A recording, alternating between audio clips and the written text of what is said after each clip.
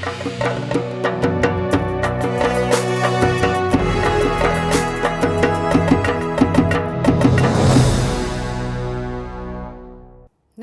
आप देख रहे हैं आज तक और आपके साथ मैं हूं शशि शर्मा।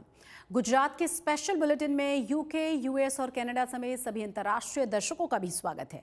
आज हम आपको दिखाएंगे अरावली पहाड़ियों को बचाने के नाम पर गुजरात में कैसे शुरू हो गया है बड़ा विरोध प्रदर्शन। वडोदरा में तेज रफ्तार कार से 8 लोगों को कुचलने के आरोपी को कैसे मिल गई है जमानत, और खेड़ा में स्कूल टीचर बनकर जालसाज ने लोगों को कैसे बनाया ठगी का शिकार।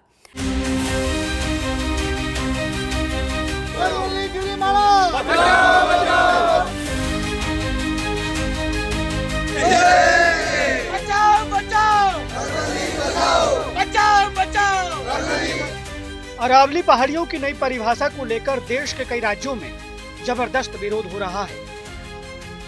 सुप्रीम कोर्ट के फैसले के बाद अरावली पहाड़ियों में खनन की इजाजत मिलने के बाद लोग गुस्से में हैं। गुजरात के साबरकांठा में भी अरावली बचाने के लिए लोग सड़कों पर उतरे और नारेबाजी कर अपना विरोध दर्ज करा। बचाओ बचाओ, बचाओ बचाओ। सुप्रीम कोर्ट ने अपने फैसले में कहा कि 100 मीटर से कम ऊंची पहाड़ियों को अरावली रेंज का हिस्सा नहीं माना जाएगा। इसके बाद माना जा रहा है कि खनन के लिए छोटी पहाड़ियों को गिराने का काम शुरू हो जाएगा। इसलिए लोगों का आक्रोश और विरोध प्रदर्शन जारी है। हमारी मांग है जो पिछले 20 नवंबर 2025 को नामदार सुप्रीम कोर्ट के चीफ जस्टिस की बेंच द्वारा जो आदेश दिए गए हैं कि अरावली में 100 मीटर जो भी पहाड़ी होगी उनको ही अरावली गिनी जाएगी, और अरावली के 500 मीटर की 2 पहाड़ियों का डिस्टेंस होगा उसको भी अरावली में माना जाएगा नहीं, वन अधिकार संरक्षण में भी माना जाएगा नहीं। तो उनका जो ये अर्थघटन है, हमें लगता है आने वाले दिनों में यहाँ जो भी उद्योगपतियों, माइनिंग माफिया आने वाले हैं उनके लिए ये रेड कारपेट का काम करेगी। साबरकांठा में डेडियापाड़ा से आम आदमी पार्टी के विधायक चैतर बसावा ने एक बड़ी जनसभा को संबोधित किया, जिसमें उन्होंने 100 मीटर से कम ऊंची पहाड़ियों को अरावली का हिस्सा न मानने के फैसले का विरोध किया। उन्होंने कहा कि इस फैसले से करीब 800 किलोमीटर लंबी अरावली रेंज खतरे में है। अगर 100 मीटर से कम ऊंची पहाड़ियां नहीं रहेंगी तो स्थानीय लोगों का अस्तित्व खतरे में पड़ जाएगा।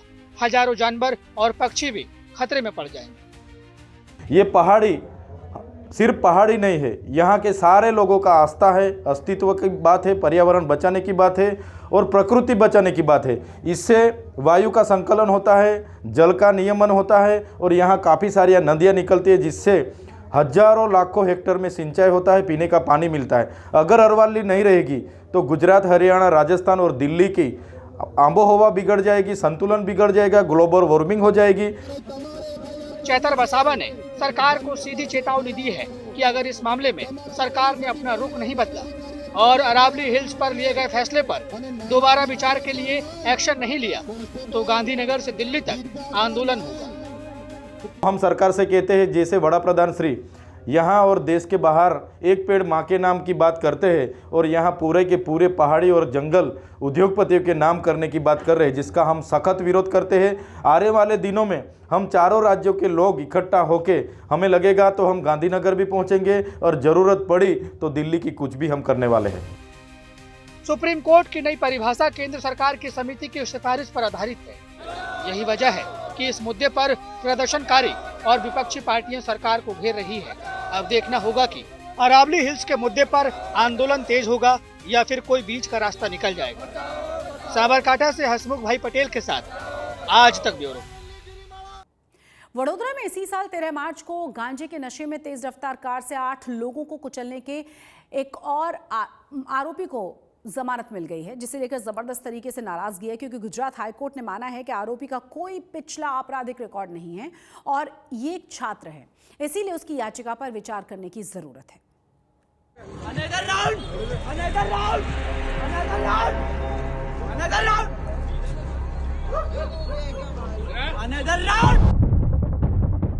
गुजरात की वडोदरा का ये वीडियो शायद आप भूल गए होंगे, लेकिन उस रात उन 8 लोगों का परिवार जिंदगी भर मार्च महीने की वो रात नहीं भूल सकता, जिन्हें तेज रफ्तार कार चलाती रक्षित चौरसिया नाम के इस लड़के ने कुचल दिया था।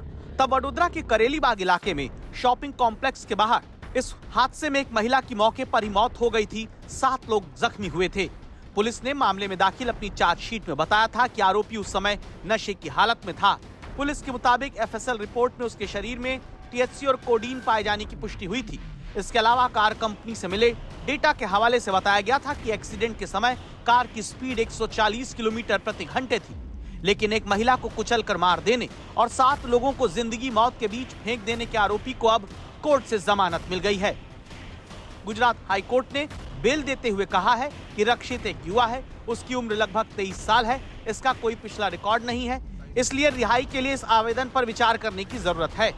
लेकिन जिस परिवार ने उस हादसे में अपनी बहू को खो दिया, वो पूछते हैं क्या कुछ भी करके छूट जाना ही न्याय है। मेरे लड़के की बहू ऑन द स्पॉट गुजर गई और मेरा लड़का 7-8 महीने दवाखाना में रहा और अब जाके थोड़ा थोड़ा वो उसको रिकवर हो रहा है। वो नौकरी भी जाता है, लेकिन पाँव में जो ऑपरेशंस किए थे उसकी वजह से वो जल्दी चल नहीं सकता। उसको जामीन नहीं देना चाहिए, क्योंकि फिर सोसाइटी में ऐसा होगा कि चलो अब तो चलता है, मार दो किसी को। कोर्ट ने आरोपी रक्षित को गुजरात न छोड़ने, 6 महीने तक हर 15 दिन पर वडोदरा के थाने में हाजिरी लगाने जैसी शर्तों के साथ जमानत दी। रक्षित के वकील ने कोर्ट में दलील दी कि उसका हादसे वाली जगह से भागने का कोई इरादा नहीं था, लेकिन हादसा देखकर कोई भी ये समझ जाएगा कि रक्षित भागने की हालत में था भी नहीं। और अब जमानत मिलने पर पीड़ित परिवार अपने साथ अन्याय पर सवाल करते हैं। और भी परिवार हैं जो पीड़ित तो हैं अभी तक, उनको 7 लोग नज़रअंदाज करके एक पे ध्यान दिया है सरकार ने या कानून व्यवस्था ने, वो सही नहीं है। Society it's not accepting this things, क्योंकि वो मैसेज सोसाइटी के लिए गलत है। डिजिटल इंडिया के दौर में साइबर ठगी अब शिक्षा के मंदिर में भी सेंध लगा चुकी है। खेड़ा जिले के नाडियाड से एक ऐसा ही हैरान कर देने वाला मामला सामने आया। यहाँ एक जालसाज ने स्कूल के व्हाट्सएप ग्रुप को हैक किया और पेरेंट्स के बैंक खातों से रुपए उड़ा लिए। देखिए।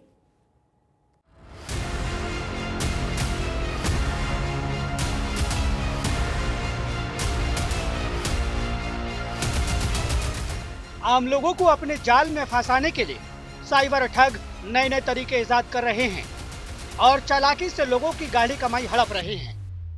सबसे पहले पुलिस की गिरफ्त में खड़े इस जालसाज से मिलिए। नाम है प्रीतेश उर्फ गोगी महेश प्रजापति। ये कोई साधारण साइबर अपराधी नहीं है, बल्कि साइबर ठगी का बेहद शातिर और मंझा हुआ खिलाड़ी है। साइबर ठगी के लिए इसकी मोडस ऑपरेंडी भी बिल्कुल अलग है और हैरान कर देने वाली है। साइबर ठग प्रीतेश उर्फ गोगी महेश प्रजापति ने ठगी को अंजाम देने के लिए स्कूलों को हथियार बनाया। इसने एक स्कूल का व्हाट्सएप ग्रुप हैक किया, खुद को स्कूल टीचर बताकर पेरेंट्स को कॉल किए। किसी को कहा कि बच्चे का रिपोर्ट कार्ड अपडेट करना है, तो किसी को बताया कि स्कूल की नई ऐप में रजिस्ट्रेशन करना है, जिसके लिए ओटीपी जरूरी है। पेरेंट्स ने स्कूल टीचर का कॉल समझकर ओटीपी दे दिया और जिसने भी ओटीपी दिया उसके बैंक खाते से पलक झपकते ही हजारों रुपए साफ हो गए। इस ठग ने इसी तरह बैंक खातों से करीब 50,000 रुपए उड़ा दिए। अभी इसके निशाने पर 100 से अधिक पेरेंट्स थे। हालांकि कुछ लोगों के साथ ठगी के बाद स्कूल मैनेजमेंट तुरंत एक्टिव हो गया। वीडियो और मैसेज के जरिए सभी पेरेंट्स को अलर्ट किया गया। फिर साइबर सेल में शिकायत दर्ज कराई गई, जिसके बाद पुलिस ने आरोपी को दबोच लिया। 16 दिसंबर को प्रयाग भाई पंड्या करके एक कंप्लेनेंट है, जो कि यहाँ संतराम डुप्लेक्स में रहते हैं। उन पर एक कॉल आया था कि जिसमें उन्हीं की सोसाइटी की एक महिला के नाम से उनको बताया गया कि मैं उनका रिश्तेदार हूं और मुझे कुछ पैसों की जरूरत है, और क्यूआर कोड भेज के उनसे 14,000 रुपए की डिमांड की गई थी। संतराम इंग्लिश मीडियम स्कूल जो है, उस स्कूल के कुल 14 जो पेरेंट्स है उनके साथ भी इसी तरह की धोखाधड़ी की गई थी। तो इस मामले में जो अकाउंट में जो फाइनेंशियल ट्रांजैक्शन हुआ था और जो नंबर से उन पर व्हाट्सएप कॉल आया था, तो उसकी तहकीकात के दौरान एक प्रीतेश उर्फ अलाइस गोपी महेश भाई प्रजापति नाम के एक शख्स को पुलिस ने अरेस्ट किया है, जिसके पुलिस कार्रवाई करके रिमांड की डिमांड पुलिस ने की है नामदार कोर्ट से। ये घटना एक तरह की चेतावनी भी है कि डिजिटल युग में सावधानी ही सुरक्षा है। किसी अनजान को ओटीपी देना भारी पड़ सकता है। खेड़ा से तालिक शाह के साथ आज तक ब्यूरो। सूरत के मगदला इलाके में कोयले से लदी एक बोट अचानक से समुद्र में पलट गई। बोट में 7 क्रू मेंबर सवार थे, जो जान बचाने के लिए समंदर में कूद गए थे। हालांकि इन्हें दूसरी बोट में सवार लोगों ने सुरक्षित बाहर निकाल लिया, उनका सही से रेस्क्यू कर लिया गया। इस दौरान नाव में लदा हुआ पूरा कोयला समुद्र में पानी में डूब गया। हालांकि अच्छी खबर ये रही है कि नाव में सवार सभी लोग सुरक्षित हैं और सूरत के समंदर में जहाज़ों के जरिए विदेशों से बड़ी मात्रा में कोयला आयात किया जाता है। फिर इस कोयले को छोटी नाव में भरकर किनारे तक लाया जाता है। जब बोट के जरिए इस कोयले को किनारे लाया जा रहा था तभी यह हादसा हुआ। सूरत में बिहार के रहने वाले पति पत्नी ने 1 साल की मासूम बच्ची का अपहरण कर लिया था। आरोपी बच्ची को उठाकर बिहार ले गए। शिकायत के बाद पुलिस एक्शन में आई और अब अपहरण की इस गुत्थी को सुलझा लिया गया है। पुलिस की एक टीम बिहार से बच्ची को सुरक्षित वापस लेकर आई थी और उसके माता पिता को सौंप दिया गया। साथ ही आरोपी पति पत्नी को भी गिरफ्तार कर लिया है। जब पुलिस ने बच्ची को उनके परिवार को सौंपा तो माँ बेहद ही भावुक हो गई और पुलिस का शुक्रिया अदा उन्होंने किया।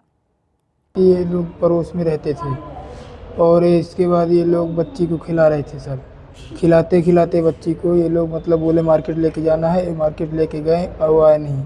हम लोग खोजबीन करें, हम लोग नहीं पाए तो हम लोग फिर आए पुलिस चौकी कड़ोदरा। तो सब लोग छानबीन किए, अपने तरह से कोशिश किए और उनको जब पता चला कि वो गांव निकल गए बिहार, तो वो लोग सर खोजबीन करे, हमारी बच्ची हमको दे दिए, सौंप दिए। ह्यूमन सोर्सेज से पता लगा है तो पता चला कि ये जो आरोपी हैं वो गांव पहुंच गए हैं और उनके साथ एक छोटी बच्ची भी है, जिस आधार पर तुरंत लोकल पुलिस की मदद लेके और जो कड़ोदरा पुलिस है वहाँ पे बिहार में इनके गांव में छापा मारा और वहाँ से ये जो अपहृत बच्ची है उसको सही सलामत कड़ोदरा पुलिस स्टेशन लेके आई है और जो आरोपी है उनको भी अरेस्ट करके पुलिस स्टेशन लेके आई है। वडोदरा से एक ऐसा सनसनीखेज मामला सामने आया है जिसने हर किसी को झकझोर कर रख दिया है। किसी फिल्मी कहानी की तरह एक नाबालिग बेटी ने अपने ही पिता की बेरहमी से हत्या कर डाली। इस वारदात की वजह बेटी का प्रेम प्रसंग बताया जा रहा है। पुलिस जांच में खुलासा ये हुआ है कि पिता अपनी बेटी के प्रेम संबंधों के खिलाफ थे, जिसके बाद पिता को रास्ते से हटाने के लिए नाबालिग बेटी ने अपने प्रेमी के साथ मिलकर इस खौफनाक साजिश को रचा और अपने ही पिता की हत्या करवा डाली। पुलिस के मुताबिक पहले बेटी ने पिता को खाने में नींद की गोलियां खिलाईं और जब पिता गहरी नींद में सो गए तो उसका प्रेमी अपने दोस्त के साथ वहां पहुंचा और चाकुओं से हमला बोल दिया। ગઈકાલે પાદરા પોલીસ સ્ટેશનની અંદર એક મર્ડરનો બનાવ બન્યો છે, જેની અંદર victim Shanabhai Ravjibhai ચાવડાની dead body એમના ઘરની બહાર ચાકુ મારેલા ઘા સાથે પોલીસે મળી હતી, જેની અંદર મુખ્ય અક્યુઝ રંજીવ ગજેન્દ્ર વાઘેલા છે અને એમનો મિત્ર ભવ્ય મહેશ વસાવા છે। આ બંને લોકોએ આ જો છે મર્ડર કર્યું છે। એમની ડોટર જો છે આ મર્ડરનું પ્લાન ગયા 3 મહિનાથી કરતી હતી। આ જો મર્ડર થયો છે એના 2 દિવસ અગાઉ પણ આ મર્ડર કરવાના હેતુથી नर्मदा में दुनिया की सबसे ऊंची प्रतिमा स्टैच्यू ऑफ यूनिटी पर इन दिनों जबरदस्त रौनक है। क्रिसमस और नए साल के मौके पर देश के अलग अलग राज्यों से बड़ी संख्या में सैलानी यहां पहुंच रहे हैं। यहां आने वाले सैलानियों का कहना यह है कि स्टैच्यू ऑफ यूनिटी देश का गर्व है। इसे देखकर एक प्रेरणा भी मिलती है, साथ ही बच्चों को भी सरदार पटेल के बारे में जानकारी मिलती है। क्रिसमस की छुट्टियों के दौरान दुनिया की सबसे ऊंची प्रतिमा स्टैच्यू ऑफ यूनिटी के दीदार करने के लिए बड़ी संख्या में सैलानी आने लगे हैं। आप तस्वीरों में देख पा रहे हैं देश के अलग अलग हिस्से से सैलानी यहाँ पे आते हैं। खासतौर पे स्टैच्यू ऑफ यूनिटी इसीलिए सैलानियों को पसंद है क्योंकि यहाँ का जो एटमॉस्फेयर है काफी बेहतर है। सर्दी की सीजन में घूमने के लिए ये सबसे अच्छी जगह है। देश के अलग अलग हिस्से से सैलानी आते हैं। आप तस्वीरों में देख पा रहे हैं जो सैलानी यहाँ पे आते हैं, लोकल जो यहाँ पे वहाँ पे खरीदारी भी करते हैं और टूरिस्ट जो आए उनसे बात करते हैं। जी बताइए आप कहाँ से आए हैं? हम पुणे से आए हैं। खासतौर पे जो क्रिसमस की छुट्टियों के लिए ये जगह आपने क्यों पसंद? क्रिसमस की छुट्टी के लिए नहीं आए हम लोग, बस घूमने के लिए निकले हैं। ऐसा कुछ हाँ बच्चों का था लेकिन क्रिसमस का छुट्टी। अच्छा, बच्चों का था। तो क्या कहेंगे आपको ये जगह क्यों कैसी लगी? जैसे कि आमतौर पे बड़े शहर में पॉल्यूशन रहता है और एक की बात बहुत होती है, यहाँ का कैसा है एटमॉस्फेयर? उधर से तो ज्यादा कम पोल्यूशन है। मतलब हम लोग जहाँ से आते हैं वहाँ पे बहुत ज्यादा पोल्यूशन होता है, यहाँ पे बहुत कम है। कैसा लगा यहाँ पे स्टैच्यू ऑफ यूनिटी देखा, घूमने आए कैसा? अच्छा लगा, अच्छा लगा, बहुत अच्छा लगा। और वैसे हम पुणे से आते हैं, पुणे में भी पॉल्यूशन कम ही है और यहाँ तो खैर अच्छा है ही, थोड़ा हीट ज्यादा है, बाकी बहुत अच्छा है। हाँ। यहाँ पे देख पा रहे कि अलग अलग एज के लोग आते हैं स्टैच्यू ऑफ यूनिटी देखने के लिए। युवा भी आते हैं और बुजुर्ग लोग भी आते हैं। खासतौर पे युवा है, उनसे बात करेंगे उनका क्या कहना है। जी आप कहाँ से? बहुत अच्छा लगा। कहाँ से आप लोग आए हैं? महाराष्ट्र से नंदुरबार। हाँ, क्रिसमस की छुट्टियों के लिए ये जगह कैसी लगी आपको, क्योंकि एटमॉस्फेयर कैसा लगा यहाँ का? एटमॉस्फेयर यहाँ का बहुत अच्छा लगा। बाकी देखने के लिए बहुत अच्छा है और रूल्स रेगुलेशंस अच्छे से मेंटेन है इधर। अच्छी लगी बिल्कुल, और लेकिन टिकट्स का प्रॉब्लम आ गया था, वो सोल्ड आउट हो गए थे, बाकी तो सब सही है। खासतौर पे यहाँ पे जो और भी जो प्लेस है उसके बारे में बात करेंगे। एक ग्रुप आया, उनसे पूछते हैं आप कहाँ से आए? हम आए CBD नवी मुंबई। मुंबई से आए, स्टैच्यू ऑफ यूनिटी देखने आए। क्रिसमस की छुट्टियों चल रही है, क्या कहेंगे यहाँ पे कैसा लग रहा है आपको घूमने? अच्छा लग रहा है, बहुत बहुत क्राउडेड है, सो इसके बहुत गर्म है, बहुत गर्म है बहुत गर्मी है, बट इट इज नाइस, कभी कभी घूमने के लिए अच्छा है। Thank you so much. देखा कि जो सैलानी है यहाँ पे अपना किस तरह का जो एक्सपीरियंस है वो बता रहे हैं। यानी कि सर्दी की छुट्टियां चल रही है, यहाँ पे बड़ी संख्या में सैलानी देश भर से क्रिसमस की छुट्टियों में घूमने के लिए आ गए हैं। नरेंद्र पेपरवाला, नर्मदा, आज तक। सूरत के डुमस इलाके के रहने वाले कारोबारी दीपक इजारदार, एक वीडियो सोशल मीडिया पर उनका जबरदस्त तरीके से वायरल हुआ है। वीडियो में कारोबारी अपने साथियों के साथ सड़क पर जमकर आतिशबाजी करते हुए नजर आ रहे हैं। ये वीडियो उनके बेटे के बर्थडे का है। रविवार रात को बेटे का जन्मदिन मनाने के लिए दीपक इजारदार ने आतिशबाजी शुरू की। सड़क के दोनों ही तरफ जाम लग गया। सड़क पर आतिशबाजी करते हुए कारोबारी का जो रसूख है वो साफ तौर पर नजर आ रहा था। हालांकि इस मामले में पुलिस ने केस दर्ज कर लिया है। कल रात को एक वीडियो वायरल हुआ जिसमें एक शख्स जिसका नाम है दीपक इजारदार, वो अपने बर्थडे के सेलिब्रेशन में पटाखे फोड़ा जा रहे हैं। इसके जैसे ही वीडियो वायरल हुआ, इस वीडियो की पूरी इन्वेस्टिगेशन जो SHO है डुमस पुलिस स्टेशन उन्होंने की, और इसके ऊपर जो जाहिरनामा भंग का केस है वो उस शख्स के खिलाफ किया गया है। आज तक गुजरात में आज के लिए बस इतना ही, लेकिन देश और दुनिया की तमाम बड़ी और अहम खबरों के लिए आप देखते रहिए आज तक।